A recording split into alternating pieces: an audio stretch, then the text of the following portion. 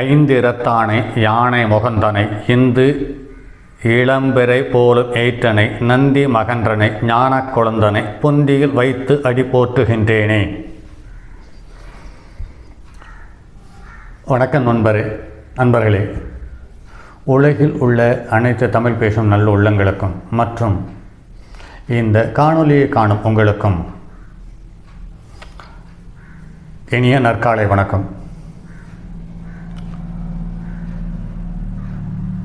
இந்த விநாயகர் ஸ்துதி என்ற பாடலை சொல்லியுள்ளோம். அந்த பாடல் அந்தி நிறத்தை உடையவரும் யானையின் முகத்தை உடையவரும் பூரண சந்திரன்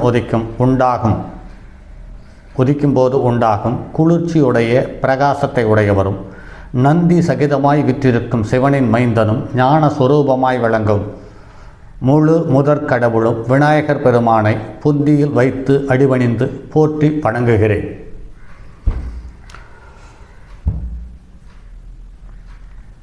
வாழ்வியல் என்ற தொடக்கத்தில் முதல் பதிவு இது. இந்த பதிவு மனிதனாக பிறந்த நிம்மதியாகவும் சந்தோஷமாகவும் பூரண நலத்தோடும் நீண்ட ஆயுளை பெறுவதற்கான வாய்ப்புகளை உண்டு பண்ணி தரும் என்று பூரணமாய் நம்புகிறேன். இந்த பூமியில் பிறந்துவிட்டோம். எல்லோரும் இறப்பு என்ற ஒரு இலக்கை நோக்கிய பயணித்துக் கொண்டிருக்கிறோம் என்பது கொஞ்சம் கூட மாற்று கருத்துக்கு இல்லாத ஒரு விதி. இந்த மரணத்தை நோக்கி பயணிக்கும் இந்த பிறப்புக்கும் இறப்புக்கும் இடைப்பட்ட இந்த காலத்தில் நிறைய வாழ்வியல் முறைகளை பார்த்து பழகி பயணித்து கடந்து செல்கிறோம். இந்த பார்த்து பழகி கடந்து செல்லும் இந்த காலத்தில் நமக்கு தெரிந்த தகவல்களை ஏதாவது ஒரு வகையில் இந்த பூமியில் உள்ள மக்களுக்கு தெரியப்படுத்தவோ அல்லது அறிமுகப்படுத்தவோ அல்லது தந்துவிடவோ எத்தனிக்கிறேன். இது என்னுடைய சிறிய முயற்சி.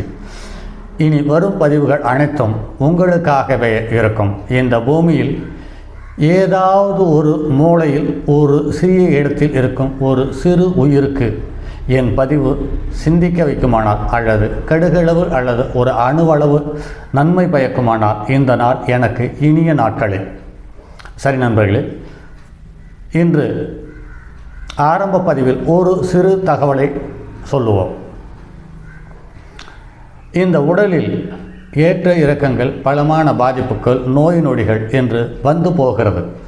சில நேரத்தில் கூட்டிக் கொண்டு சென்று விடுகிறது, சில நேரத்தில் நம்மை விட்டு போகிறது. இவை அனைத்திலுமிருந்து பூரணமாக நலம் பெற ஒரு சின்ன மருத்துவம் சார்ந்த ஒரு தகவல். இந்த சொல்லக்கூடிய மருந்தினுடைய அளவை குறித்து கொள்ளுங்கள். இந்த மருந்து சார்ந்த விஷயங்கள் சந்தேகம் இருந்தால் எனக்கு ஃபோன் பண்ணுங்கள், அழையுங்கள். அதுக்கான தகவல்களை கண்டிப்பாக உங்களுக்கு தருகிறேன். அதில் முதல் மருந்தாக அல்லது முதல் மருத்துவம் சார்ந்த தகவலாக இந்த தகவலை எடுத்துக்கொள்ளுங்கள். இதற்கு 4 பொருட்கள் தேவை. இந்த 4 பொருட்களும் ஒரு குறிப்பிட்ட சதவீதத்தில் ஒரு குறிப்பிட்ட செய்முறையோடு ஒன்று சேர்த்து தினமும் குறைந்தபட்சம் ஒரு 48 நாட்கள் சாப்பிட்டு வர உடலில் உள்ள அனைத்து உறுப்புகளும் நல்ல செயல்பாட்டை பெறுகிறது என்பது நடைமுறையில் எண்ணற்ற பேருக்கு சொல்லியிருக்கிறேன். நானும் பயன்படுத்தி வருகிறேன். பாருங்கள் நண்பர்களே, அதில் ஒன்று சேர்க்கும் பொருட்கள் 4. அதில் முதலில் வருவது சீரகம், அடுத்து மிளகு, அடுத்தது வால்மிளகு, அடுத்தது கருஞ்சீரகம், அதுக்கு அடுத்தது இந்துப்பு. இந்த 5 பொருள்கள் மட்டுமே. இந்த 5 பொருள்களும் நம் வீட்டில் இருக்கும், நம் சமையலறையில் இருக்கும் பொருள்களே, நம் முன்னோர்கள் பயன்படுத்தி வந்த பொருள்களே. இதில் சீரகம் 250 கிராம், மிளகு 250 கிராம், வால்மிளகு 250 கிராம், கருஞ்சீரகம் 125 கிராம், அடுத்து இந்துப்பு 65 கிராம். இதில் சீரகம், மிளகு, வால்மிளகு இந்த மூன்றையும் தனித்தனியாக காய வைத்து, தனித்தனியாக வறுத்து, தனித்தனியாக அரைத்து, தனித்தனியாக சலித்தெடுத்து ஒன்று சேர்த்து கொள்ளுங்கள். கருஞ்சீரகத்தை காய வைத்தால் போதுமானது, வறுபடக்கூடாது. அப்படி வறுபடும் பட்சத்தில் அது எண்ணெய் பிசுபிசுப்பை தந்து விடுகிறது. ஆக கருஞ்சீரகத்தை காய வைத்தால் போதுமானது. அடுத்து இந்துப்பு என்று சொல்லக்கூடியது இமயமலையிலிருந்து எடுக்கும் பாறை வடிவத்தில் உள்ள உப்புக்களே. இது அனைவரும் கேள்விப்பட்டிருப்பீர்கள். இந்த இந்துப்பு 65 கிராம். இந்த 5 பொருள்களையும் ஒன்று சேர்த்து ஒரு நாள் நல்ல வெயிலிட்டு காய வைத்து எடுத்து கண்ணாடி பாட்டல் அல்லது பீங்கான் அகலில் சேர்த்து வைத்துக் கொள்ளுங்கள். இதை வயது வந்தோர்கள், 18 வயதை கடந்தவர்கள் காலையில் நாம் சாப்பிடும் பொழுது ஒரு 5 கிராம், 1 டீஸ்பூன் மட்டும் சாப்பாட்டில் போட்டு பிசைந்து சாப்பிடுங்கள். 4 அல்லது 5 வாய் சாப்பிடும் அளவுக்கு இருக்கும். இது நன்றாக மென்று சாப்பிடுங்கள். அந்த மென்று சாப்பிடும் பொழுது உமிழ்நீர் அதிகம் சுரக்கும், மூக்கில் சளி தென்படும், கண்ணில் கண்ணீர் வரும். அந்த அளவுக்கு காரமாகவும் கொஞ்சம் சிரமமாகவும் இருக்கும். அதற்கு பின் மாமூலாக நீங்கள் என்ன சாப்பிடுவீர்களோ அதை சாப்பிட்டு கொள்ளுங்கள். அடுத்து குழந்தைகளுக்கு 18 அல்லது 15 வயது குறைவான குழந்தைகளுக்கு காலையில் சாப்பாட்டோடு இந்த பொடியை சேர்த்து, இந்த பொடியோடு நல்லெண்ணெய் அல்லது நெய் சேர்த்து கொள்ளுங்கள். இது போதுமானது. இந்த பொடியை பிரம்ம ரிஷிசூரணம் என்று சித்தர்கள் அழைத்திருக்கிறார்கள். இந்த பொடியை தொடர்ந்து 48 நாள் சாப்பிட்டு வர உங்கள் உடலில் உள்ளிருந்து உருவாகும் அனைத்து வியாதிகளும் கட்டுப்பாட்டுக்குள் வரும். அதற்காக இந்த பொடியை சாப்பிடும் பொழுது ஆங்கில மருத்துவமோ அல்லது ஏற்கனவே நீங்கள் தொடர்ந்து அணுகி வரும் மருத்துவ முறையிலிருந்து மாற வேண்டாம் என்று கேட்டுக்கொள்கிறேன். இதை ஒரு 15-20 நாட்கள் சாப்பிட்ட பிறகு உங்களுடைய மருத்துவ முறையை அல்லது மருத்துவரை சந்தித்து உங்கள் உடலை பரிசோதித்து பாருங்கள். உங்களுடைய உடல் நலத்தில் பலமான ஏற்றம் காணப்பட்டிருக்கும். அதிலிருந்து கொஞ்சம் கொஞ்சமாக மருத்துவத்திலிருந்து வெளியேறுவதற்கான வாய்ப்புகளை இந்த செயல் உண்டு பண்ணி தரும் என்பதில் எல்லளவும் சந்தேகமில்லை. அதற்கு அடுத்து இந்த பிரம்மரிஷி சூரணத்தை எல்லோரும் சாப்பிட வேண்டுமா என்று ஒரு கேள்வி எழுமல்லவா? எல்லோரும் சாப்பிடலாம். நோய்கள் வந்தவர்கள், நோய்கள் வராதவர்கள் அல்லது நோயிலிருந்து விடுபட முடியாமல் தடுமாறும் அனைத்து நல்லுள்ளங்களும் சாப்பிடலாம்.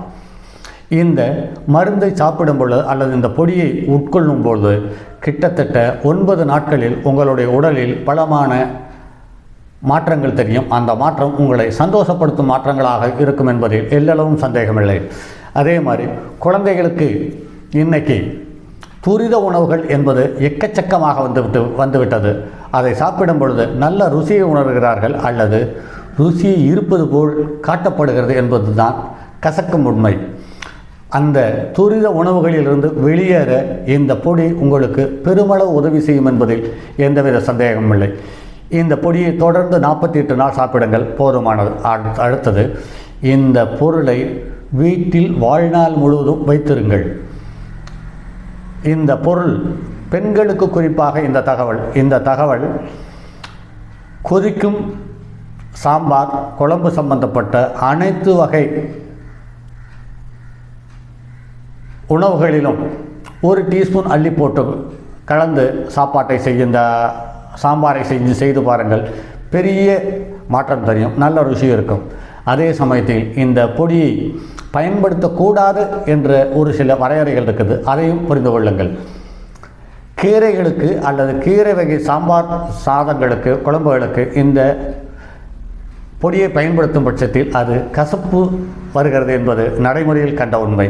அடுத்து, தாளிக்காமல் வெப்பத்துக்கு உட்படுத்தாமல் வைத்துக்கொள்ளும் சட்னி ரகங்களுக்கு இந்த பொடி உகந்ததல்ல. ஆக தேங்காய் சட்னி, கார சட்னி, கடலை சட்னி போன்றவர்களுக்கு இதை பயன்படுத்தக்கூடாது. மற்றும் எல்லா காலங்களிலேயும் இதை பயன்படுத்தி கொள்ளலாம். இதில் உத்தராயண காலம், தட்சணாயன காலம் என்ற வேறுபாடு அவசியமே இல்லை என்று அனுபவத்தில் பார்த்திருக்கிறேன். அடுத்து இந்த பொடியை வாழ்நாள் முழுவதும் சாப்பிட வேண்டும், பயன்படுத்தி வர வேண்டும் என்பது ஒரு பக்கம் இருந்தாலும் கூட எந்த நாட்களில் சாப்பிடலாம், எந்த நாட்களில் சாப்பிட வேண்டும் என்ற ஒரு வரையறை உள்ளது. அல்லது தேவையை அனுசரித்து பயன்படுத்தி கொள்ளலாம். இதில் மட்டன் சாப்பிடும் காலம் அல்லது அசைவம் சாப்பிடும் காலத்தில் அந்த நாட்கள் முதல் நாள், சாப்பிடும் நாள், அடுத்த நாள், இந்த 3 நாளும் காலையில் உணவோடு சேர்த்து கொள்ளுங்கள். அல்லது பலகாரம் சாப்பிடும் பொழுது அல்லது எண்ணெய் பதார்த்தங்கள் அதிகமாக சாப்பிடும் காலத்தில் இதில் சாப்பிடும் முன்னாள், சாப்பிடும் நாள், அடுத்த நாள், இந்த 3 நாளும் பயன்படுத்தி பாருங்கள். அடுத்து இயல்பாக சாப்பிடும் காலத்தில் இதை கண்டுகொள்ள வேண்டியதில்லை அல்லது இதை எடுத்துக்கொள்ள வேண்டிய அவசியமில்லை. அடுத்து விருந்து என்று போவோமானால் அங்கு என்ன பரிமாறுகிறார்கள் என்பது நம் கற்பனையில் எட்டி கணக்கு போட முடியாத விருந்தில் நிறைய விஷயங்கள், பதார்த்தங்கள் பங்கு பெறுகின்றன. அனைத்தையும் பார்ப்பதற்கு சற்று விருப்பம் மேலோங்கி இருப்பதால் அனைத்தையும் சாப்பிட்டு விடுகிறோம். சாப்பிட்டு 6 மணி நேரம் 8 மணி நேரம் கழித்த பிறகும் கூட அந்த சாப்பாடு வயிற்றில் உள்ளே அப்படியே இருப்பது போல் ஒரு உணர்வு ஏற்படுகிறது. அந்த காலகட்டத்திலேயே இந்த பொடியை சாப்பிடும் பொழுது இயல்பாக உங்களுக்கு ஜீரணமாகிறது, ஜீரண உறுப்புகள் நிதானமாக செயல்படுகிறது என்பது நடைமுறையில் உணர்ந்திருக்கிறேன். பாருங்கள் நண்பர்களே, மற்றும் ஒரு பதிவில் நாளை சந்திப்போம். அதுவரை உங்களிடமிருந்து விடைபெறுவது உங்கள் அன்பு நண்பன் எம் ராஜரத்தினம். வணக்கம் நண்பர்களே. இனி வரும் பதிவுகளை தொடர்ந்து சேமித்து வாருங்கள். ஒரு குறிப்பிட்ட காலம் இந்த பதிவுகளை தொடர் பதிவுகளாக தர இருக்கிறேன். இந்த பதிவுகளை உங்கள் நண்பர்களுக்கு பகிருங்கள். இந்த பிரம்மரிஷி சூரணம் சார்ந்த தகவல்களில் உங்களுக்கு சந்தேகம் ஏற்படும் பட்சத்தில் என்னுடைய அலைபேசியை தொடர்பு கொள்ளுங்கள். அலைபேசி எண் 9788872999 9788972999. அதே சமயத்தில் இந்த பிரம்மரிஷி சூரணம் தேவைப்படுவோர்கள் என்னை அழையுங்கள், அதற்கான தகவல்களை தருகிறேன்.